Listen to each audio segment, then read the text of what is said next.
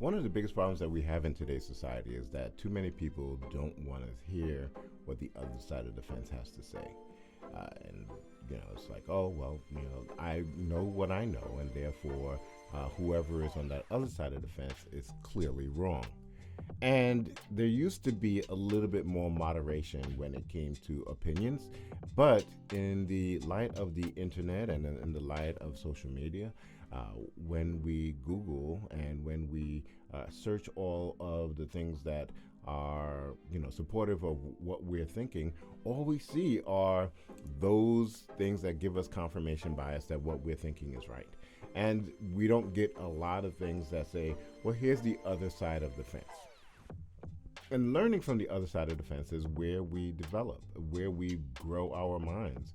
And any good debater, one of the things that you always do is you have one person on your team be the opposition, so that when you hear what the opposition would come up with, you have better arguments for it.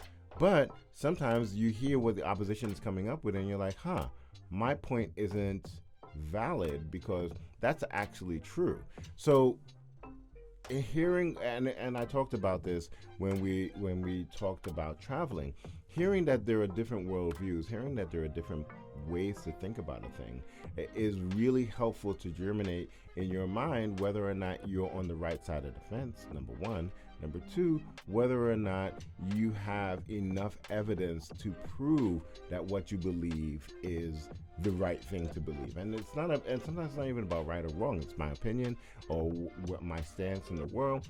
But it's much more of a valid place to come from, saying that, well, I've looked at all of the different ways that this can be considered, and this is the way that I'm moving forward in the world. But that doesn't happen unless you know what the other side of the fence is.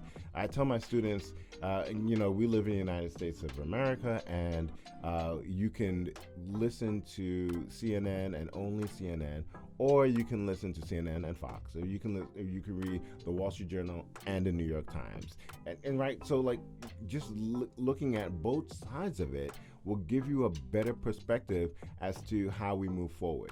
Here's the dirty little secret: no one side has all of the answers. The right way to govern, the right way to move forward any issue is somewhere in the middle, always, because people will always have interests and conflicting worldviews that pull from all different points of view, right? So no one side has all of the answers. So doesn't it seem logical to be able to know all of the sides of every single argument? So if you are leading a group or you're part of a group, you're able to say, well, this part of this side works for this group of people, and this part of that side works for this group of people, and somewhere in the middle we can all get along and move forward.